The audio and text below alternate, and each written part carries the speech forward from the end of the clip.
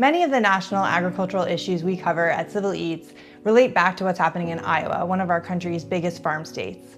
So I thought I'd call Art Cullen, the editor of the Storm Lake Times, to talk about what he's seeing on the ground. Hi Art, how are you?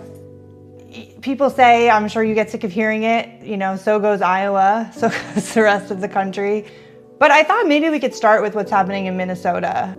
How are the residents of Storm Lake reacting to the immigration operations in Minnesota and the protests? Storm Lake is majority minority.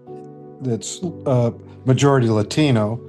And so people here feel very threatened and fearful.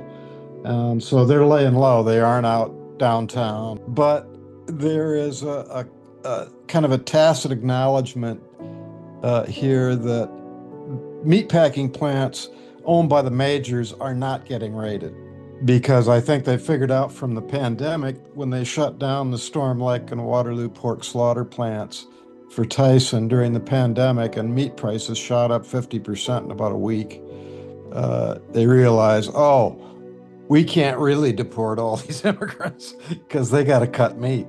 Now, that doesn't mean that if Stephen Miller wakes up with a bad cup of coffee, things couldn't change. But I think they recognize that they have to keep the meat churning. I know in your new series, What's Eating Iowa, you have an episode on water quality. Holy shit! From these elevated nutrient Look levels. at that, that's disgusting. Are you hearing from Iowans when you're traveling around the state that this is a really big concern? And are people linking it to agriculture?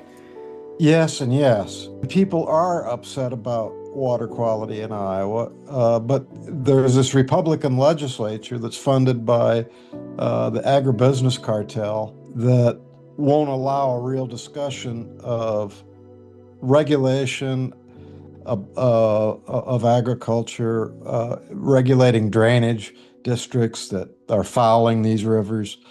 And they certainly won't allow a discussion about what the root causes of cancer are in Iowa. We don't really know. We know that we are have the second highest cancer rate in the country, next to Tobacco Central, Kentucky, and we are the only state with a rising rate of cancer. And we have the highest rate of breast cancer and prostate cancer in North America, right where I live, which is where we also have the highest concentration of livestock. So they're also smell hog shit in the air every day when they open up the door. And so they are making connections between environmental influences, industrial practices, and cancer. I said I read your book, Dear Marty, that came out last year. I felt like so many of the chapters represent these topics that are kind of entering the national conversation in a bigger way right now, like immigration. Does this feel like a kind of a pivotal time or sort of a turning point for Iowa? Yes, in a lot of different ways. This is the first time since 1968, for example, that we've had open Senate and governor's races. U.S. Senate and governor's races. So there's going to be a big political turning point in Iowa.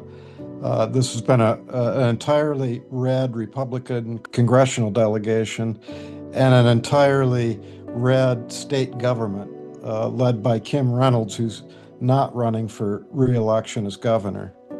And Joni Ernst is not running for re-election as a U.S. Senator. And Democrats have a real opportunity to pick up those two seats, which would change the whole political atmosphere in Iowa, certainly. There's a lot of other changes that are taking place that are not necessarily controlled by us, but nature is making some pretty big changes in the way livestock are raised, for example. Disease is rampant, and cattle are running out of water in the Great Plains. And so agriculture is really in a great state of flux right now. And obviously that's vital to Iowa. We've tried this 50-year experiment in supply-side economics, and it hasn't worked. It hasn't worked for agriculture. It certainly hasn't worked for rural communities. It hasn't worked for our political culture. It's polluting the water. And so there's another inflection point. They're all related. to each other. All right, well, thank you so much, Art. This was great.